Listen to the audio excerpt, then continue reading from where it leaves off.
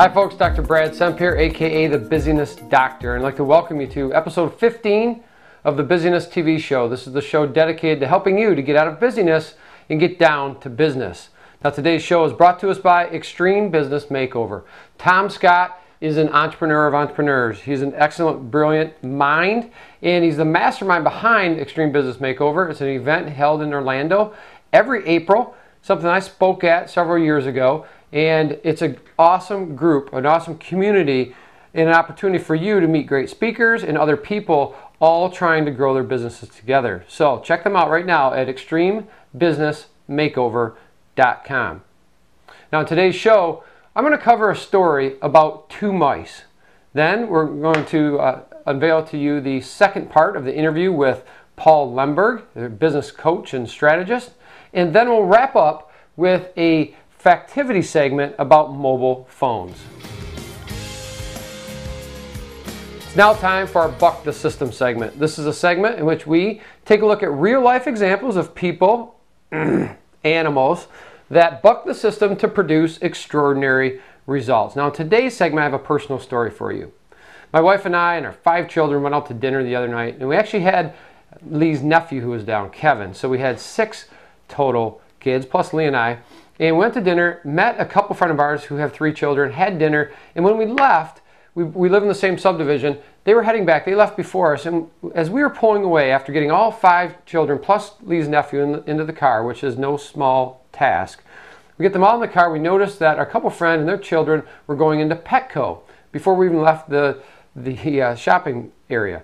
So we, in some fashion, spontaneity, pull over and say, hey kids, let's go in, let's see what the terraces are doing. So we fly in there, go into Petco. Now we've got 8 kids plus Lee's nephew running around looking at snakes, the corn snakes, the pythons, the baby boas, on and on. Then we took a look at gerbils because my kids absolutely want a gerbil. They're not getting one. And then we ended up watching the mice. So take a look at this video here. Now I wish you could hear how much giggling and laughter there is going on with all the children that were watching this. However, take a look at the 2 mice on the wheel. Now notice that one mouse is taking the standard prototypical route, running on the inside of that wheel. The other mouse, however, is doing what I call bucking the system, taking a different path of action, and is running on the outside of that wheel. So just keep watching and tell me who wins in this scenario. Is it the person that takes the prototypical action route, or not the person, the mouse, or the mouse who bucks the system and takes the abnormal path? So what do you think? And how does this apply to your life and your business? It's now time for our I Hate Gurus segment. This is a segment in which I interview not gurus, but experts. And it's not that I have anything against gurus, I just don't like the word. So, in today's episode of I Hate Gurus, last week you got to watch part 1 of an interview with business growth strategist and expert Paul Lemberg, and today we're going to continue that interview for part 2. So I'm sure that you enjoyed last week. You're going to really love this week, so watch this. Let me follow up with my 2-part question again here, and that was, you were talking about being proactive in fixing systems as opposed to being reactive. And yes, as I mentioned, most folks, right, have many areas in what area couldn't be improved. So once you lay that foundation of your systems, how do you teach your clients, how do you walk them through in prioritizing what systems to focus on first in those that are latter? So I have 3 words for you, which are low-hanging fruit. And it's always that. Yeah. So if we were to look at the ways people prioritize, you might prioritize because it brings you more revenue, the thing. You might prioritize because it reduces expenses. You might prioritize along the dimension of this is something that we do over and over again, so we should systemize it. Right. We should make it better. We might prioritize along the dimension of this thing requires an input that we only have one of, like one CEO, yep, or one Brad Semp, or whatever it is, and what we want is to be able to eliminate that need for expertise. Right. So each of those things, maybe this is something which just takes a ton of time. So if we could have it take less time, that would be good. Whatever the key constraints are on your organization right now, that's the area that you want to go after. So it's looking for what the constraints are and then looking for what's going to give you the greatest pop in that area. So I like low-hanging fruit. I like things which are easy, which yield great returns. Yeah. Not everything does that. That's right. So I'm going to examine all the areas. It's like, where is your business stuck? Well, we don't have enough leads. Oh, okay. So here's the 26 areas that contribute towards bringing in more leads. Which one's going to give us the greatest return?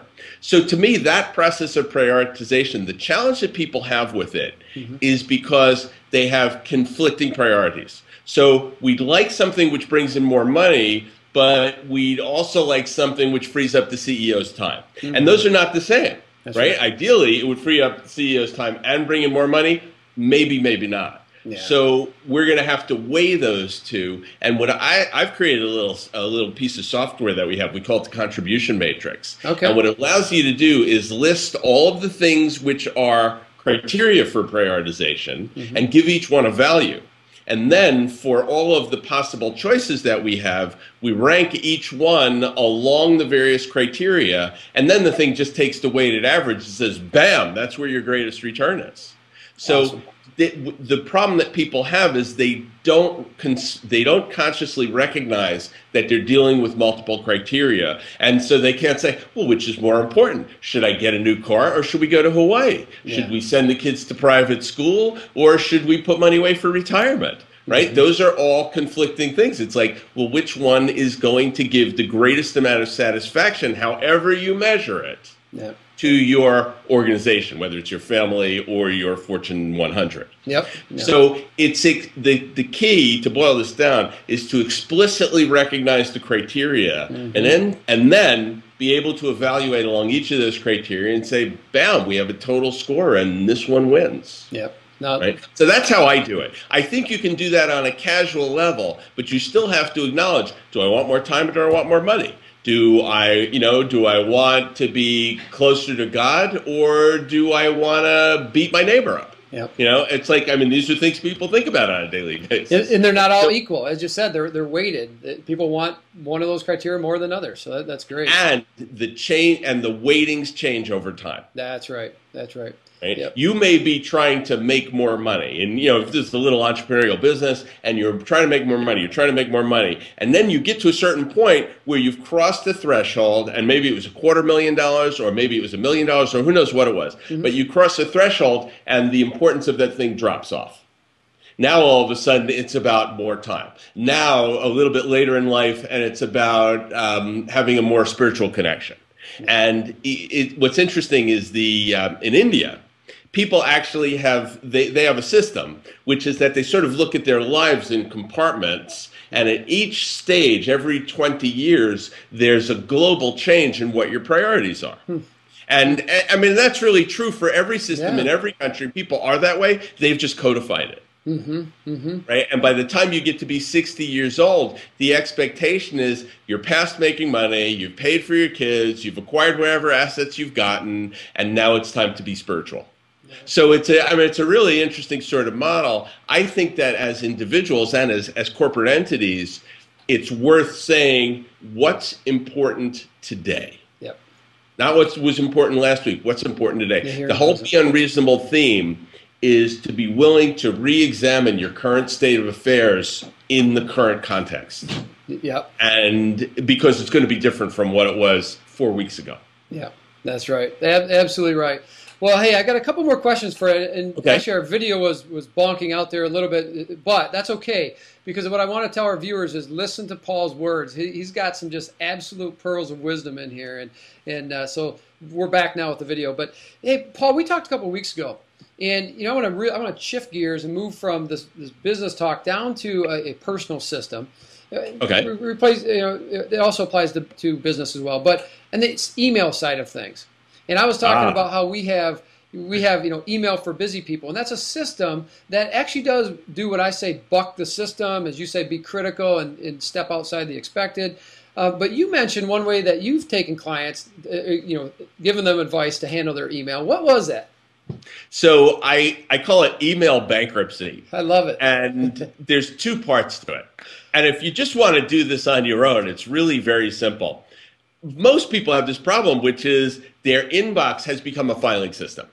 And or let's say it's more like a tickler. It's both. It's a filing system. It's a tickler system. Yeah. And you might have 1,000 emails in the inbox section, and you're always thinking, "I'll get to this. Oh, I actually can't take care of this now. I'll leave it in my inbox, and I'll get to it when I can." And of course, more emails come in, and it gets pushed, and now when you go down to the bottom, that was actually like 16 months ago. Mm-hmm. So you're never getting to this thing. Because even if you saw it now, 16 months later, you go, it's a little late to handle that. And yet you leave it there. And of course, by leaving it there, it creates all this psychic pressure.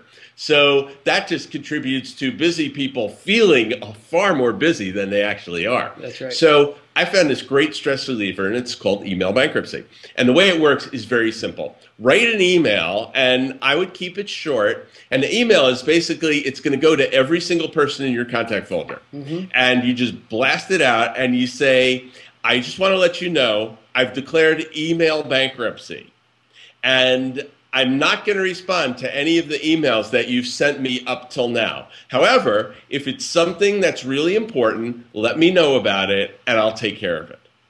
And that's how it works. And then what you do is you take all those emails. Depending upon how much nerve you have, you might just hit delete and have them all go away, because the important ones are going to come back to you anyway. Yep. But if you're kind of afraid, or if you're a pack rat like me and you want to hold on to these things, then just shove them into a folder somewhere. You'll never look at them ever again. Yep. I could give you another tip, by the way. It's the same thing for cleaning your desk. Yeah, go ahead. This is great. You're going to love this. So get a banker's box. This is for people, it's great for ADD people. It's great for people who are just plain slobs, or for people for whom stuff piles up. Right. And you get a banker's box, and you take everything that's on every surface in your office, and you shove it into the banker's box. And then you put the cover on. You don't have to tape it or anything. Put the cover on, and you write on it the date and shove it in the corner. Or if you have a closet, shove it in the closet. That's it. Yep. Now, anything that's important that you really have to handle, those people will contact you again. And then you take care of it. And that's what, and then anything like a couple months later, you're going, oh, what did I do with that contract? It's in the box. Yep. So just go to the box and you'll find it. Now, 6 months go by. If you haven't had to go into the box, you can do a couple of things. You can tape it shut and put it in the garage. Well, it's long-term storage, or you just throw it out. And it works the same as email bankruptcy. It's office bankruptcy. I love it. You beat me to it. I was going to say, yeah, if you go, 6 months, you don't need it anymore, and that's part of your system there. I love it. It works brilliantly. I've taught this to Fortune 500 CEOs, seriously. Yeah. And their lives have changed as a result. So the other part to email bankruptcy is a little bit more sophisticated, and if you have an assistant or contemplating getting one, this works really well. Mm-hmm. I had an email address that I was using for 15 years. And as you can imagine, it accumulated a lot of stuff coming into it that I didn't need anymore. Yeah. And, spam filters take care of a lot of it, but not all of it. And there are a lot of things that would be coming into my box that were really administrative things that I didn't handle anymore. Mm-hmm. So what I did was I just rerouted that email box to my assistant. Yep. And I created a new address. And I've had a lot of my clients do this, and it's always amazing because you could save an hour, maybe 2 a day. Could you imagine 2 extra hours a day times Paul, I gotta tell you, 30 times 12? Absolutely. I got to tell you, that's what I did a couple years ago, and the system we teach is very similar to that. And I went from 2 hours and 20, I did a time study, I went from 2 hours and 20 minutes a day down to about 15 to 20 minutes a day. It was the same thing, 2 hours a day. And I had the same experience. Amazing, amazing. So, well, let's wrap up here. But I got one more question for you. I teach this concept of action units. And they're 15-minute, very focused time increments of action, tackling a task or action, uninterrupted. We've got 96 action units. Everyone has 96 action units per day. And I know this is a broad question because you work with clients on many different levels. So, but let's say, an entrepreneur, small business owner, what is one action unit, one 15-minute thing that they should be doing every single day consistently to move their business forward? And I know it's a very, very, really asking you to boil stuff down here, but one action unit somebody absolutely has to take out of their 96 every day. So this is totally counterintuitive, but it's a 15-minute meditation. Okay. And that's what I would recommend. And the reason I feel comfortable recommending it is because most people aren't doing it. Mm-hmm. A lot of people are. By far, most are not. Yep. Most people don't have built into their day time to just slow down and turn their minds off. And the beauty of doing this, there's no expectation that anything's going to happen, by the way, when you do this. Mm-hmm. But the idea of having your brain switch gears, just empty out for 15 minutes, not trying to like generate the answer to a problem, nothing like that. Yep. Just slowing down the whole process allows your brain to regenerate and will produce tremendous dividends on whatever the next like 10 action units are. I love it. I recommend that as the action unit turbocharger. I love it. I love it, Paul. And that's an awesome, awesome recommendation for busy people. I'll tell you what, I absolutely love talking to you. Sorry about throwing you the question there, but you know, I could talk to you, Paul, for literally hours, and we'll have to get back together again. But I know already that this episode of the Business TV show is going to be the longest ever, but it's well worth it. So with that, hey, where can folks find out more about you and your business consulting services? So that's easy. Go to my website, paullemberg.com, and that's spelled as it sounds. It's PaulLemberg.com, and that's the best place to go. You can also sign up for a little series I just did. It's a 7-part video series called The 7 Master Keys to Rapid Business Growth. And you go to paullemberg.com/7keys. Awesome. I'll get that in the link at the bottom of the video for folks who are watching this. And I'm sure your 7 video series is going to have much higher quality than what we're going to end up with here, but that's okay. Again, your words are just filled with wisdom. So, Paul, thanks for being on the Business TV show and the I Hate Guru segment. You know, I usually start with that question. Let me end with it. You're not really a guru, are you? Absolutely not. Okay, good. Thanks, Paul. Take care and look forward to speaking with you soon. So long, Brad. Bye-bye. Right, bye-bye. Welcome back. I hope that you enjoyed part 2 of the interview with Paul Lemberg, and I'm sure you can tell Paul's mind it's brilliant, absolutely brilliant, and that's how he's able to help thousands of businesses to just radically change their revenue and profitability. So definitely check him out at paullemberg.com. And thanks, Paul, for your time and coming on the Business TV show. Now, I wanted to point out, moving forward, we're going to settle in at an I Hate Gurus interview with an expert every 2 weeks, actually 2 times a month, the first Thursday and the third Thursday. And you're going to love, I think, what we have in store for you with the way we're going to set up these segments and the release of a new program that I'm giving you just a sneak mention of right now called Unbusy Secrets. So you're going to want to come back and pay attention to that. But before I go and leave this segment, scroll down below and comment, because I'd love to hear your comments on what Paul had to say and how maybe something that, what was your takeaway? Something that hit you or something that you can now apply to your business. So go ahead and comment below and I'll get engaged with you. And if possible, if you have a question for Paul, ask it there and I'll get Paul to answer it as well. Now time for our Factivity segment. This is a segment in which I take a fact or statistic and break it down. So let's take a look at this particular fact. This is from Gartner, and it says by 2013, so 2 years away, mobile phones will surpass PCs, personal computers, as the most common web access device in the world. And they're estimating that 1.82 billion smartphones will be circulating the earth.